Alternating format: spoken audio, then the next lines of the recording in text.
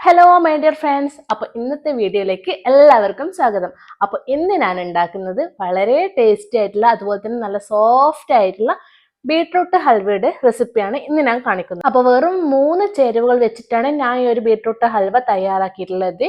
അപ്പോൾ ബേക്കറിയിൽ കിട്ടുന്ന ആ ഒരു ടെക്സ്ചറിൽ തന്നെയാണ് ഇത് ഉണ്ടാക്കിയെടുത്തിട്ടുള്ളത്. സത്യം പറയാൻ ഈ ഹൽവ ഉണ്ടാക്കിയ സമയത്ത് ഞാൻ തന്നെ അത്ഭുതപ്പെട്ടു പോയി. ഇത്രയും ടേസ്റ്റി ആയിട്ട് അതുപോലെ തന്നെ ഇത്രയും പെർഫെക്റ്റ് ആയിട്ട് എനിക്ക് ഉണ്ടാക്കാൻ പറ്റുമെന്ന് ഞാൻ വിചാരിച്ചിട്ടില്ല. അത്രയും ടേസ്റ്റ് ഉണ്ട്, അതുപോലെ തന്നെ നല്ല പെർഫെക്ഷനുമാണ്. അപ്പോൾ നിങ്ങൾക്ക് ഈ ഒരു വീഡിയോ കണ്ടാൽ തന്നെ നിങ്ങൾക്ക് മനസ്സിലാവുന്നത് അടിപൊളിയായിട്ട് തന്നെ കിട്ടിയിട്ടുണ്ടെന്ന്. അപ്പോൾ എല്ലാവരും ഇതൊന്ന് ഉണ്ടാക്കി നോക്കുക, മസ്റ്റ് ആയിട്ടാണ്.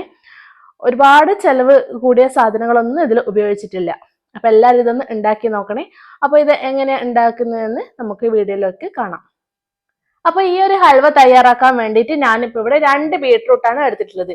അപ്പോൾ 2 ബീട്രൂട്ട് ചെറുതായിട്ട് കട്ട് ചെയ്തിട്ടുള്ളതാണ്. അപ്പോൾ ഞാനിപ്പോൾ ഈ ഒരു ഹൽവ തയ്യാറാക്കുന്നത് 2 കപ്പ് ബീട്രൂട്ട് വെച്ചിട്ടാണ്. അപ്പോൾ 2 ബീട്രൂട്ട് ചെറുതായിട്ട് കട്ട് ചെയ്തത് 2 കപ്പ് ഉണ്ട്.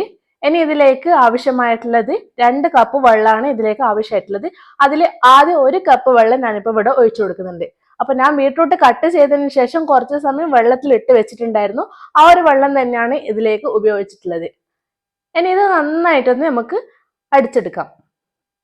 അപ്പൊ തരികളൊന്നും ഇല്ലാതെ വേണം നന്നായിട്ട് അടിച്ചെടുക്കാൻ വേണ്ടിയിട്ട്. അപ്പോൾ ഹൽവ ഉണ്ടാക്കുന്ന സമയത്ത് ഇതുപോലെ തരികളൊന്നും ഇല്ലാണ്ട് നല്ല സ്മൂത്ത് ആയിട്ട് തന്നെ അടിച്ചെടുക്കണം. എന്നാൽ മാത്രമേ നമ്മൾ ഹൽവ നല്ല പെർഫെക്റ്റ് ആയിട്ട് തന്നെ കിട്ടുള്ളൂ. അപ്പൊ ഇതിപ്പോ ഞാൻ നന്നായിട്ട് അടിച്ചെടുത്തിട്ടുണ്ട്. അപ്പൊ ഇതിൽ മിക്സി കഴുകിയ വെള്ളം 1 കപ്പ് വെള്ളം കൂടെ ഒഴിച്ചിട്ടുണ്ട്. പക്ഷേങ്കിൽ ആ ഒരു വീഡിയോ എൻ്റെ അടുത്ത് മിസ്സായിപ്പോയി, സോറി കേട്ടോ. അപ്പോൾ മിക്സിയുടെ ജാറിൽ 1 കപ്പ് വെള്ളം കൂടെ ഒഴിച്ചു കൊടുത്തിട്ടാണ് ഇതിലേക്ക് ഞാൻ ഒഴിച്ചിട്ടുള്ളത്. അപ്പൊ ടോട്ടൽ 2 കപ്പ് വെള്ളമാണ് ഞാനിപ്പോൾ ഇവിടെ എടുത്തിട്ടുള്ളത്. ഇനി ഇതിലേക്ക് ഒരു 5 ടേബിൾ സ്പൂൺ കോൺഫ്ലോർ ഇട്ട് കൊടുക്കാം. അപ്പോൾ ഒരുപാട് കോൺഫ്ലോർ ഒന്നും ആയിപ്പോൾ കറക്റ്റ് 5 ടേബിൾ സ്പൂൺ മാത്രമേ ചേർത്ത് കൊടുക്കാൻ പാടുള്ളൂ. അപ്പം നമ്മൾ കൂടുതൽ കോൺഫ്ലോർ ചേർത്ത് കൊടുക്കുന്ന സമയത്ത് നമ്മുടെ ഈ ഒരു ബീട്രൂട്ട് ഒന്നും ആ ഒരു പച്ചരുചി മാറാതെ വെന്ത് കിട്ടാതിരിക്കും. അപ്പോൾ കറക്റ്റ് 5 ടേബിൾ സ്പൂൺ തന്നെ കോൺഫ്ലോർ ചേർത്ത് കൊടുക്കുക. കോൺഫ്ലോർ ചേർത്ത് കൊടുത്തതിന് ശേഷം നന്നായിട്ടൊന്ന് മിക്സ് ആക്കി എടുക്കാം. അപ്പോൾ ഒരു വിസ്ക് വെച്ചിട്ട് നന്നായിട്ടൊന്ന് മിക്സ് ആക്കി എടുക്കുന്നുണ്ട്. ഇനിയിപ്പോൾ ഇത് നമുക്കൊന്ന് കുക്ക് ചെയ്തെടുക്കാം. അപ്പോൾ അതിനു വേണ്ടി ഞാനിപ്പോൾ ഇവിടെ ഒരു നോൺ സ്റ്റിക്കിൻ്റെ ഒരു പാത്രം അടുപ്പത്ത് വെച്ചിട്ടുണ്ട്. അപ്പോൾ ഞാൻ ഈ ഒരു ടൈമിൽ ഫ്ലെയിം ഓൺ ചെയ്തിട്ടില്ല. ഇനി ഇതിലേക്ക് ഒഴിച്ചു കൊടുത്തിട്ടുണ്ട്. അപ്പം നമ്മൾ ബീട്രൂട്ടിൻ്റെയും കോൺഫ്ലോറിൻ്റെയും മിക്സ് ഇതിലേക്ക് ഒഴിച്ചു കൊടുത്തിട്ടുണ്ട്. ഇനി ഇതിലേക്ക് ഞാൻ 1 ടീസ്പൂണ് ഏലക്കാപ്പൊടിയാണ് ചേർത്ത് കൊടുത്തിട്ടുള്ളത്. അതുപോലെ തന്നെ മധുരത്തിന് ആവശ്യമായിട്ട് 1/4 കപ്പ് പഞ്ചസാരയാണ് ചേർത്ത് കൊടുക്കുന്നത്. അപ്പോൾ മധുരം നിങ്ങളുടെ ഇഷ്ടത്തിനനുസരിച്ച് ചേർത്ത് കൊടുക്കുക. അപ്പോൾ ഇതൊരു പാകത്തിനുള്ള മധുരമാണ് 1/4 കപ്പ് പഞ്ചസാര. അപ്പോൾ നിങ്ങൾക്ക് കുറച്ച് കൂടുതൽ വേണമെന്നുണ്ടെങ്കിൽ 1 കപ്പ് പഞ്ചസാര എടുക്കാം. അപ്പോൾ അതൊക്കെ നിങ്ങളുടെ ഇഷ്ടത്തിനനുസരിച്ചിട്ട് എടുക്കുക. ഇനി ഈ ഒരു സമയത്ത് ഫ്ലെയിം ഓൺ ചെയ്തിട്ട് നമുക്ക് കൈവെക്കാതെ ഇതുപോലെ ഒന്ന് ഇളക്കി കൊടുക്കാം. അപ്പോൾ ആദ്യം മീഡിയം ഫ്ലെയിമിൽ വെക്കുക, അതിനുശേഷം ലോ ഫ്ലെയിമിൽ വെച്ചിട്ട് കുക്ക് ചെയ്തെടുക്കുക. എന്നാൽ മാത്രമേ നമ്മുടെ ബീട്രൂട്ട് നന്നായിട്ട് കുക്കായി കിട്ടൂ. അതിൻ്റെ പച്ചരുചിയൊക്കെ മാറി കിട്ടണമെങ്കിൽ ഫ്ലെയിം ഒന്ന് കുറച്ച് വെച്ചിട്ട് വേണം ഇത് കുക്ക് ചെയ്തെടുക്കാൻ വേണ്ടിയിട്ട്. അപ്പോൾ ഫ്ലെയിം കൂട്ടി വെക്കുന്ന സമയത്ത് ഇത് പെട്ടെന്ന് തന്നെ തിക്കായി കിട്ടും. പക്ഷെങ്കിൽ നമ്മുടെ ബീട്രൂട്ട് വെന്ത് കാണില്ല. അപ്പോൾ ബീട്രൂട്ടിൻ്റെ ആ ഒരു പച്ച രുചിയൊക്കെ മാറി കിട്ടണമെങ്കിൽ ലോ ഫ്ലെയിമിൽ തന്നെ വെക്കണം. അപ്പോൾ ഇത് ഏകദേശം ഒരു 5-6 മിനിറ്റ് കഴിഞ്ഞതിന് ശേഷം ഇതിപ്പോൾ നന്നായിട്ട് തിളച്ച് വന്നിട്ടുണ്ട്. അപ്പോൾ ഈ ഒരു ടൈമിൽ ഞാൻ ഇതിലേക്ക് 1 ടേബിൾ സ്പൂണ് ഗീ ആണ് ചേർത്ത് കൊടുക്കുന്നത്. അപ്പോൾ ഞാനിപ്പോൾ ഇതിൽ ഒരു ടോട്ടൽ 4 ടേബിൾ സ്പൂൺ ഗീ ചേർത്ത് കൊടുക്കുന്നുണ്ട്. അപ്പോൾ ഓരോ സ്റ്റേജിലായിട്ടാണ് ഗീ ചേർത്ത് കൊടുക്കുന്നത്. ഇനിയിപ്പോൾ ഗീ ചേർത്ത് കൊടുത്തതിന് ശേഷം നന്നായിട്ടൊന്ന് മിക്സ് ആക്കി എടുക്കുന്നുണ്ട്. അപ്പോൾ സൈഡ് ഭാഗമൊക്കെ ഒന്ന് നന്നായിട്ട് ക്ലീൻ ചെയ്തിട്ട് എടുക്കുന്നുണ്ട്. അപ്പോൾ വീണ്ടും ഞാനിപ്പോൾ ഇതിൽ 1 ടേബിൾ സ്പൂണ് ഗീ കൂടെ ചേർത്ത് കൊടുത്തിട്ടുണ്ട്. അതിൻ്റെ കൂടെ ഞാൻ കുറച്ച് കാഷ്യൂ നട്ട് കൂടെ ചേർത്ത് കൊടുക്കുന്നുണ്ട്. അപ്പോൾ നിങ്ങളുടെ കയ്യിൽ എന്താ ഉള്ളത് അത് വെച്ച് ചേർത്ത് കൊടുക്കാം. അപ്പോൾ ഞാനിപ്പോൾ കാഷ്യൂ നട്ടാണ് ചേർത്ത് കൊടുത്തിട്ടുള്ളത്.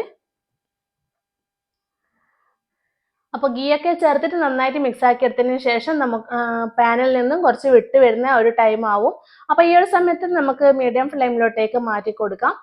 അപ്പോൾ ഞാനിപ്പോൾ ഇതാ വീണ്ടും 1 ടേബിൾ സ്പൂണ് ഗീ ചേർത്ത് കൊടുക്കുന്നുണ്ട്.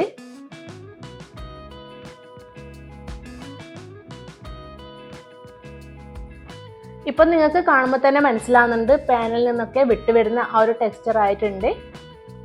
ഇനിയിപ്പോൾ ഇത് ലാസ്റ്റായിട്ട് ഒരു ടേബിൾ സ്പൂണും കൂടെ ഗീ ചേർത്ത് കൊടുക്കുന്നുണ്ട്. അപ്പോൾ നമ്മൾ ടോട്ടൽ ഇവിടെ 4 ടേബിൾ സ്പൂൺ ഗീ ആണ് ചേർത്ത് കൊടുത്തിട്ടുള്ളത്.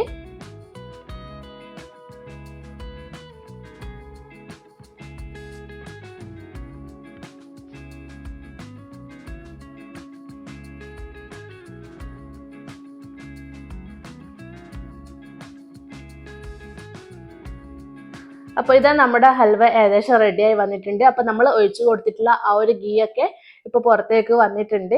അപ്പോൾ നന്നായിട്ട് ഇത് കുക്കായി വന്നിട്ടുണ്ട്. നല്ല ടെക്സ്ചറിൽ തന്നെ കിട്ടിയിട്ടുണ്ട്. ഇനി ഈ ഒരു സമയത്ത് നമുക്കൊന്ന് ഫ്ലെയിം ഓഫ് ചെയ്ത് കൊടുക്കാം.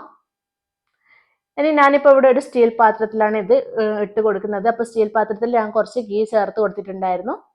അപ്പോൾ അതിലേക്ക് ഞാൻ ഇത് ചൂടോട് കൂടി തന്നെ ഇട്ട് കൊടുത്തിട്ടുണ്ട്. ഇനി നമ്മുടെ ഒരു സ്പാച്ചില വെച്ചിട്ട് നന്നായിട്ടൊന്ന് അതിനെ ഷേപ്പാക്കി എടുക്കാം. ഇനിയിപ്പോൾ ഇതിൻ്റെ ചൂടൊക്കെ മാറിയതിന് ശേഷം മാത്രമേ നമ്മളിത് കട്ട് ചെയ്തെടുക്കുള്ളൂ. അപ്പോൾ അതിനു വേണ്ടി നമുക്ക് ഏകദേശം ഒരു 1.5-2 മണിക്കൂർ വരെ വെയിറ്റ് ചെയ്യാം. അപ്പോൾ പെട്ടെന്ന് തണുത്ത് കിട്ടാൻ വേണ്ടിയിട്ട് നമുക്കിവിടെ ഫാനിൻ്റെ ചോട്ടിലൊക്കെ വെക്കാം. അതിൻ്റെ ഒന്നും ആവശ്യമില്ല. പുറത്ത് വെച്ച് കഴിഞ്ഞാൽ തന്നെ പെട്ടെന്ന് ഇതിൻ്റെ ചൂട് മാറിക്കിട്ടും.